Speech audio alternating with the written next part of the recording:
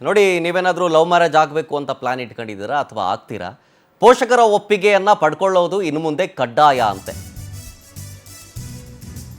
ಓಡ್ ಹೋಗಿ ಮದುವೆ ಆಗೋದು ಅಷ್ಟು ಈಸಿ ಅಲ್ಲ. ಇನ್ನು ಮುಂದೆ ಪೋಷಕರ ಒಪ್ಪಿಗೆ ಕಡ್ಡಾಯ. ಇಲ್ಲ ಅಂತಂದ್ರೆ ಅದು ಮ್ಯಾರೇಜ್ ಅಂತಾನೇ ಆಗೋದಿಲ್ಲ. ಪ್ರಾಪ್ತ ವಯಸ್ಕರೇ ಆದರೂ ಕೂಡ ಪೋಷಕರ ಒಪ್ಪಿಗೆ ಪಡ್ಕೊಳ್ಳೇಬೇಕು. ಇಂಥದ್ದೊಂದು ಹೊಸ ಕಾನೂನು ತರೋಕೆ ಸರ್ಕಾರ ಮುಂದಾಗ್ತಾ ಇದೆ. ಲವ್ ಜಿಹಾದ್ ಪ್ರಕರಣ ಹೆಚ್ಚಾಗ್ತಾ ಇರೋ ಹಿನ್ನೆಲೆಯಲ್ಲಿ ಕಾನೂನು ತರೋದಕ್ಕೆ ಗುಜರಾತ್ ಸರ್ಕಾರ ಮುಂದಾಗ್ತಾ ಇರೋದು.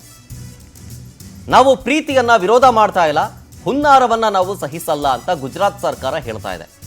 ಗುಜರಾತ್ ವಿಧಾನಸಭೆಯಲ್ಲಿ ಸಚಿವ ಹರ್ಷ ಸಾಂಘ್ವಿ ಈ ಸಂಬಂಧಪಟ್ಟಂತೆ ಹೇಳಿಕೆಯನ್ನು ಕೊಟ್ಟಿದ್ದಾರೆ. ನಾವು ಲವ್ವರ್ಸ್ಗಳಿಗೆ ವಿರುದ್ಧವಾಗಿ ನಾವು ನಡ್ಕೊಳ್ತಾ ಇಲ್ಲ, ನಾವು ಪ್ರೀತಿಯನ್ನ ವಿರೋಧ ಮಾಡೋದಿಲ್ಲ. ಆದರೆ ಈ ಪ್ರೀತಿ ಹೆಸರಲ್ಲಿ ಹುನ್ನಾರ ಮಾಡ್ತಾ ಇದ್ದಾರಲ್ಲ, ಅದನ್ನು ನಾವು ನೋಡಿಯೂ ಕಣ್ಣು ಮುಚ್ಕೊಂಡು ಕೂರಕ್ಕಂತೂ ಸಾಧ್ಯ ಇಲ್ಲ. ಇದಕ್ಕೊಂದು ಕಾನೂನು ತರಲೇಬೇಕಾಗತ್ತೆ. ಇದ್ರ ಬಗ್ಗೆ ಪೋಷಕರು ಮೇಲಿಂದ ಮೇಲೆ ಪ್ರೆಷರೈಸ್ ಮಾಡ್ತಾ ಇದ್ದಾರೆ. ಇದ್ರ ಬಗ್ಗೆ ಏನಾದರೂ ಕ್ರಮ ತೆಗೆದುಕೊಳ್ಬೇಕು. ನಮ್ಮ ಮಕ್ಕಳು ಹಾದಿ ತಪ್ತಾ ಇದ್ದಾರೆ, ಪ್ರೀತಿಯ ಹೆಸರಲ್ಲಿ ಮೋಸ ಮಾಡ್ತಾ ಇದ್ದಾರೆ ಕೆಲವೊಬ್ಬರು, ಅದು ಅವರ ಅರಿವಿಗೆ ಬರ್ತಾ ಇಲ್ಲ. ನಾವೇನಾದರೂ ಮಾಡಬೇಕು ಅಂಥೇಳಿ ಪೋಷಕರು ಸರ್ಕಾರಕ್ಕೆ ಮೇಲಿಂದ ಮೇಲೆ ರಿಕ್ವೆಸ್ಟ್ ಕೊಡ್ತಾನೆ ಇದ್ರು. ಈ ಹಿನ್ನೆಲೆಯಲ್ಲಿ ಗುಜರಾತ್ ವಿಧಾನಸಭೆಯಲ್ಲಿ ಸಚಿವ ಹರ್ಷ ಸಾಂಘ್ವಿ ಇದ್ರ ಬಗ್ಗೆ ಮಾತನಾಡಿದ್ದಾರೆ. ಹೊಸ ಕಾನೂನು ತರೋದಕ್ಕೆ ನಾವು ಮುಂದಾಗಿದ್ದೀವಿ ಅಂತ. ಅಂದರೆ ಇನ್ನು ಮುಂದೆ ಲವ್ ಮ್ಯಾರೇಜ್ ಆಗಬೇಕು ಅಂತಂದರೆ ಅವರ ಪೋಷಕರ ಅನುಮತಿಯನ್ನು ಕಡ್ಡಾಯ ತಗೊಳ್ಳೇಬೇಕು. ಲವ್ ಮ್ಯಾರೇಜ್ ನೋಂದಣಿಗೆ ಪೋಷಕರ ಒಪ್ಪಿಗೆಯನ್ನು ಪಡ್ಕೊಳ್ಳೋದು ಕಡ್ಡಾಯ. ಮದುವೆಯನ್ನು ಆಗುವವರ ಜೊತೆಗೆ ಹೆತ್ತವರ ದಾಖಲೆಯನ್ನು ಸಲ್ಲಿಸಬೇಕಾಗತ್ತೆ. ಅವರ ಫೋನ್ ನಂಬರ್, ಅಡ್ರೆಸ್ಸು, ಫೋಟೋ ಎಲ್ಲ. ಪ್ರೇಮಿಗಳಿಬ್ಬರ ಪೋಷಕರ ಫೋಟೋ, ಐಡಿ ಕಾರ್ಡ್ ಎಲ್ಲವನ್ನೂ ಸಲ್ಲಿಸಬೇಕು. ಏನಾದರೂ ಓಡ್ ಬಂದಿದ್ರೆ ಬೇರೆ ಊರಿಂದ ಪೋಷಕರಿಗೆ ಮಾಹಿತಿಯನ್ನು ಕೊಡಲೇಬೇಕು. 10 ದಿನಗಳಲ್ಲಿ ಪೋಷಕರಿಗೆ ಮಾಹಿತಿಯನ್ನು ತಲುಪುವಂತೆ ವ್ಯವಸ್ಥೆಯನ್ನು ಇವ್ರ ಕಡೆಯಿಂದಲೇ, ಅಂದರೆ ಸರ್ಕಾರದ ಕಡೆಯಿಂದಲೇ ಮಾಡಲಾಗುತ್ತೆ. ಪೋಷಕರ ಹೇಳಿಕೆಯನ್ನು ಪಡ್ಕೊಳ್ತಾರೆ, ಎಲ್ಲ ದಾಖಲೆಗಳನ್ನು ಸಲ್ಲಿಸಿದ ಮೇಲೆ ನೋಂದಣಿ ಮಾಡ್ಕೊಳ್ತಾರೆ. 30 ದಿನಗಳ ಬಳಿಕ ನೋಂದಣಿ ಮಾಡೋದಕ್ಕೆ ಕಾನೂನುಬದ್ಧವಾಗಿ ಅವಕಾಶವನ್ನು ಮಾಡಿಕೊಡಲಾಗುತ್ತೆ.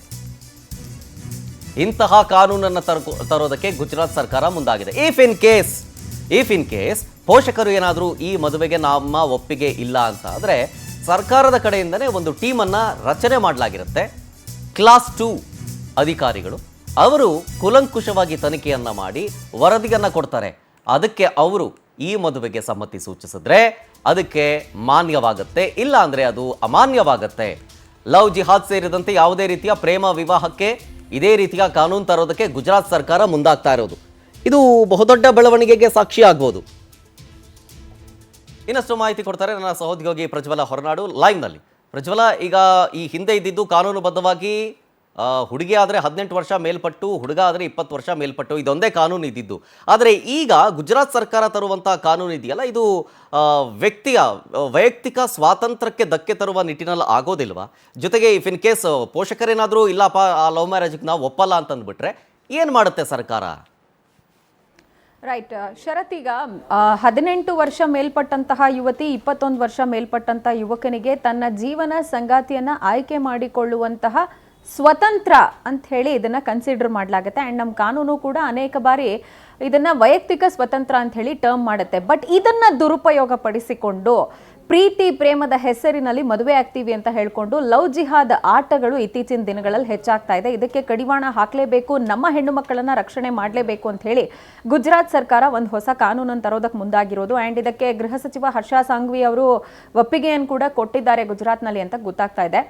Most importantly Hindu marriage act of 1955 section 7 ಹಿಂದೂಗಳ ಮದುವೆಯ ಕುರಿತಂತೆ ಸ್ಪಷ್ಟವಾಗಿ ಉಲ್ಲೇಖವನ್ನು ಮಾಡುತ್ತೆ. ಅದರ ಪ್ರಕಾರ ಈಗ ಸುಪ್ರೀಂ ಕೋರ್ಟ್ 2023-24 ಟೈಮ್ನಲ್ಲಿ ಕೊಟ್ಟಿರುವಂಥ ಜಡ್ಜ್ಮೆಂಟ್ನ ಪ್ರಕಾರ ಯಾರು ಮದುವೆ ಆಗ್ತಾರೆ, ಲವ್ ಮ್ಯಾರೇಜ್ ಆಗಿರಲಿ ಅರೇಂಜ್ ಮ್ಯಾರೇಜ್ ಆಗಿರಲಿ, ರೆಜಿಸ್ಟರ್ ಮಾಡಲೇಬೇಕು ಅನ್ನುವಂಥದ್ದು ಇದ್ರೂ ಕೂಡ, ರೆಜಿಸ್ಟರ್ ಆಗದೇ ಇದ್ರೂ ಹಿಂದೂಗಳ ಆಚರಣೆಯ ಪ್ರಮುಖ ಭಾಗ ಮದುವೆಯಲ್ಲಿ ಯಾವುದು ಅಂತ ಹೇಳಿದ್ರೆ ಮಾಂಗಲ್ಯ ಧಾರಣೆ, ಅದರ ಜೊತೆಗೇನೆ ಸಪ್ತಪದಿ, ಅಗ್ನಿ ಸಾಕ್ಷಿಯಾಗಿ ಸಪ್ತಪದಿ ತುಳಿಯೋದು.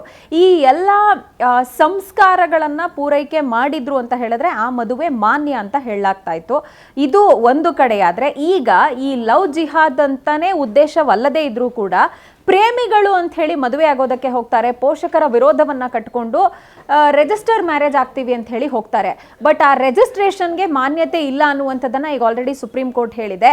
ಇದರ ಜೊತೆಗೇನೆ ಗುಜರಾತ್ ಸರ್ಕಾರ ಈಗ ಈ ಲವ್ ಜಿಹಾದ್ಗೆ ಬ್ರೇಕ್ ಹಾಕಬೇಕು ಅಂತ ಹೇಳಿ ಇಂಥದ್ದೊಂದು ಕಾನೂನನ್ನು ತರೋದಕ್ಕೆ ಮುಂದಾಗಿರೋದು.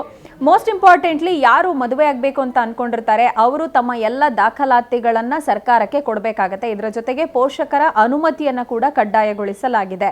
ಇಫ್ ಅಟ್ ಆಲ್ ನಿಮ್ಮ ಉದ್ದೇಶ ಸರಿಯಾಗಿದೆ, ಲವ್ ಜಿಹಾದ್ ಅಲ್ಲ, ನಿಜವಾದಂತಹ ಪ್ರೀತಿ ನಮ್ಮದು, ನಾವು ಬದುಕಿ ಬಾಳ್ವೆ ಮಾಡ್ತೀವಿ ಅನ್ನುವಂಥ ಉದ್ದೇಶವೇ ಇತ್ತು ಅನ್ನೋದಾದ್ರೆ ಈ ನೀತಿ ಅಥವಾ ಈ ಹೊಸ ನಿಯಮ ಏನು ತರಲಾಗಿದೆ ಇದು ಆ ಜೋಡಿಗೆ ಪರ್ಟಿಕ್ಯುಲರ್ಲಿ ಯಾವುದೇ ರೀತಿಯಾದಂತಹ ಸಮಸ್ಯೆಯನ್ನ ಉಂಟು ಮಾಡೋದಿಲ್ಲ ಅನ್ನುವ ಅಭಿಪ್ರಾಯಗಳು ಕೂಡ ಕೇಳಿ ಬರ್ತಾ ಇದೆ. ಸೊ ಈಗ ಆಲ್ರೆಡಿ ಈ ಮದುವೆಗೆ ಸಂಬಂಧಪಟ್ಟಂತ ಕಾನೂನು ಬಹಳ ವಿಸ್ತೃತವಾಗಿ ಲಭ್ಯ ಇರೋದ್ರಿಂದ ಅಂಡ್ ಇಲ್ಲಿ ಮತ್ತೊಂದು ಪ್ರಶ್ನೆ ಬರುತ್ತೆ ಶರತ್, ಈಗ ಹಿಂದೂಗಳ ಮದುವೆಯಲ್ಲಿನ ಸಂಸ್ಕಾರವನ್ನ ಪೂರೈಕೆ ಮಾಡಿದ್ರೆ ಮಾತ್ರ ಆ ಮದುವೆ ಸಿಂಧು ಅಂತ ಹೇಳಿ ಕೋರ್ಟ್ ಹೇಳುತ್ತಲ್ವಾ. ನಮ್ಮ ಪೋಷಕರಿಗೆ ಒಪ್ಪಿಗೆ ಇಲ್ಲ, ಸೊ ನಾವು ಫ್ರೆಂಡ್ಸ್ ಮುಂದೆ ನಾವು ಇಂಥದ್ದೊಂದು ಸಂಸ್ಕಾರವನ್ನೇ ಮಾಡ್ಕೊಂಡು ಮದುವೆ ಆಗ್ತೀವಿ ಅನ್ನುವಂಥ ವಿತಂಡವಾದವನ್ನು ಕೂಡ ನಾವು ಕೇಳ್ತೀವಿ. ಬಟ್ ಅದಕ್ಕೆ ಸುಪ್ರೀಂ ಕೋರ್ಟ್ ಬ್ರೇಕ್ ಹಾಕಿದೆ. ಅದು ಫ್ರೆಂಡ್ಸ್ ಮುಂದೆ ಮಾಡಿದ್ದು ವ್ಯಾಲಿಡ್ ಅಲ್ಲ, ಪೋಷಕರ ಒಪ್ಪಿಗೆನೆ ಬೇಕು ಅಂತ ಹೇಳಿ ಸುಪ್ರೀಂ ಕೋರ್ಟ್ ಹೇಳಿರೋದು. ಸೊ ಈಗ ರಿಜಿಸ್ಟರ್ ಮ್ಯಾರೇಜ್ ಆಗಬೇಕು ಅಂತ ಹೇಳಿದ್ರು, ಇಂಟರ್ ಕಾಸ್ಟ್ ಮ್ಯಾರೇಜ್ ಆಗ್ಬೇಕಂತ ಹೇಳಿದ್ರು, ಅಥವಾ ಇಂಟರ್ ರಿಲಿಜಿಯನ್ ಮದುವೆ ಆಗ್ತೀವಿ ಅಂತ ಹೇಳಿದ್ರು ಪೋಷಕರ ಒಪ್ಪಿಗೆ ಕಡ್ಡಾಯ. ಇಂಟರ್ ರಿಲಿಜಿಯನ್ ಮದುವೆ ಆಗುವಂತ ಸಂದರ್ಭದಲ್ಲಿ ವಧುವಿನ ಮತ್ತು ವರನ ಸೂಕ್ತ ದಾಖಲಾತಿಗಳನ್ನೆಲ್ಲ ಸರ್ಕಾರಕ್ಕೆ ಸಲ್ಲಿಕೆ ಮಾಡಬೇಕಾಗತ್ತೆ. ಅವರು ಒಂದಷ್ಟು ಕೌನ್ಸಿಲಿಂಗ್ ಪ್ರಕ್ರಿಯೆಗಳೆಲ್ಲವನ್ನ ನಡೆಸಿದ ಬಳಿಕ, ಅನುಮತಿಯನ್ನ ಕೊಟ್ಟ ಬಳಿಕ, ಪೋಷಕರ ಅನುಮತಿಯ ನಂತರದಲ್ಲಿ ಅವರ ಸಮ್ಮುಖದಲ್ಲೇ ಈ ಮದುವೆ ಆಗ್ಬೇಕಾಗತ್ತೆ. ಎಲ್ಲ ಒಂದ್ ಕಡೆ ಇದು ಈ ಲವ್ ಜಿಹಾದ್ ಹೆಸರಿನಲ್ಲಿ ಹೆಣ್ಮಕ್ಳನ್ನ ಟ್ರ್ಯಾಪ್ ಮಾಡುವಂತ ಒಂದು ಷಡ್ಯಂತ್ರ ಏನ್ ನಡೆಯುತ್ತಲ್ಲ, ವ್ಯವಸ್ಥಿತ ಜಾಲ. ನೋಡೋಣ ಇದು ಕಾರ್ಯರೂಪಕ್ಕೆ ಬರುತ್ತಾ ಅಂತ. ಥ್ಯಾಂಕ್ ಯು ಪ್ರಜ್ವಲ, ಇಷ್ಟೊತ್ತು ಡೀಟೇಲ್ಸ್ ಕೊಟ್ಟಿದ್ದಕ್ಕಾಗಿ.